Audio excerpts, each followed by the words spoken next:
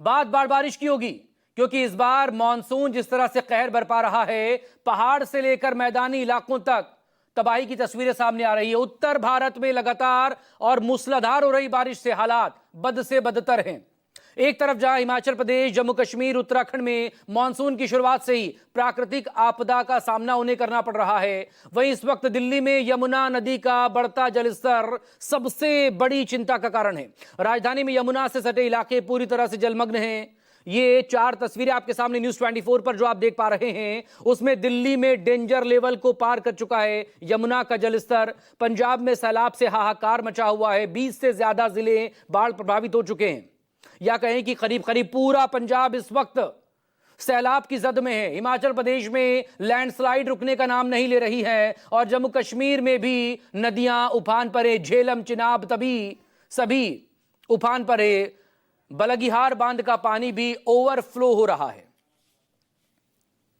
पंजाब की तस्वीरें आपको दिखाते हैं। पंजाब इस वक्त दशकों की सबसे भीषण बाढ़ की चपेट में है। करीब 4 दशक बाद पंजाब के इस कदर खराब हालात हैं। सतलुज, ब्यास, रावी नदियों में उफान की वजह से पंजाब के करीब करीब सभी जिले डूबे हुए हैं बाढ़ में। ये दंश 1685 गांव बाढ़ की चपेट में बताए जा रहे हैं।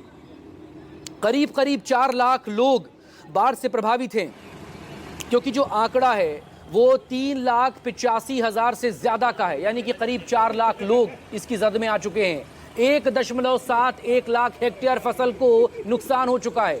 सरकारी आंकड़ों के मुताबिक 40 से ज्यादा लोगों की मौत की खबरें हैं। कई लोग पलायन करने को मजबूर हैं। एनडीआरएफ, एसडीआरएफ, सेना, वायुसेना तमाम राहत और बचाव के काम में लगे हुए। फिरोजपुर, फाजिल्का, अमृतसर और पटियाला की ये 4 तस्वीरें।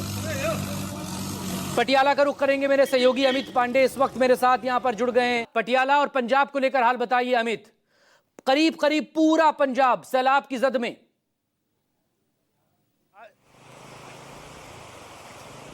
जी बिल्कुल, अगर हम कहें पूरा का पूरा पंजाब जो है इस वक्त सैलाब के जद में है। और आपको पहले दिखाया था कि किस तरीके से ब्यास नदी और रावी नदी ने तांडव मचाया था, लेकिन अब घग्गर नदी जो है वो अपने विकराल रूप में आ चुकी है। इस वक्त हम पटियाला के एक गांव में हैं जो सराड़ा खुर्द है, और सिर्फ तस्वीरों से आप देख सकते हैं कि किस तरीके से पानी जो है इस पूरे इलाके को अपने जद में ले लिया है। जहां भी आपकी नज़र जाएगी वहां पर आपको सिर्फ और सिर्फ जो है पानी ही दिखेगा। आप तस्वीरों में देख सकते हैं कि ये जो सड़क है यहाँ से 25 से 30 गांव को कनेक्ट करती है, वो पूरी तरीके से टूट गई है और लगातार पानी जो है यहाँ पर आ रहा है। लोगों को इसको पार करने में कितनी मुसीबत का जो है सामना करना पड़ सकता है, ये आप सीधे तौर पर देख सकते हैं। और इधर अगर मैं दूसरी तरफ दिखाऊं तो ये पूरा का पूरा इलाका जो है यहाँ पर फसल लगी हुई थी जो कि पूरी तरीके से बर्बाद हो चुका है, और घग्गर जो है लगातार उफान पर है। लोग जो किसान हैं वो काफ़ी परेशान है कि आखिर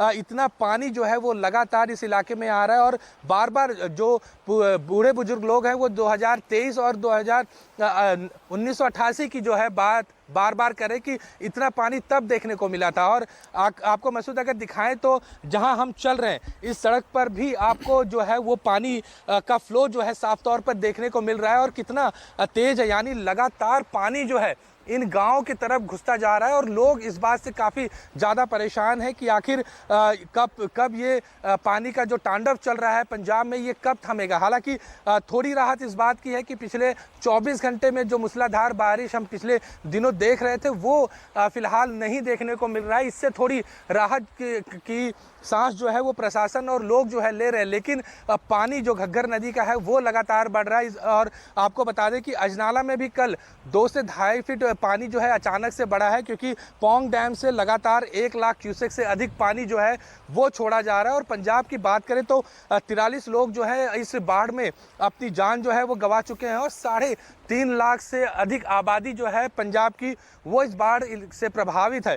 आपको बताएं तो 1600 गांव जो हैं वो बाढ़ में प्रभावित, और कुछ किसान जो है अपने फसल देखने आए थे। और फसल दिखाते कि देखिए किस तरीके से ये धान की फसल जो है वो लगभग तैयार हो गई थी। आप देख सकते हैं कि यहाँ पर धान जो है वो साफ तौर पर दिख रहा है, यानी अगर ये बाढ़ जो है 25-30 दिन बाद और खींच लेती तो शायद ये फसल जो है वो तैयार हो जाती, लेकिन अब पूरी तरीके से बर्बाद हो चुकी, क्योंकि यहाँ पर पानी जो है वो भर चुका है और किसी भी तरीके से अब ये अनाज जो है ये किसी भी ठीक नहीं होगा और ये पूरी तरीके से सड़ चुका है। आप लोग लगातार खेतों को देख रहे हैं और यहाँ इलाके की अगर बात करें तो कितना एरिया जो है वो प्रभावित है इस वक्त?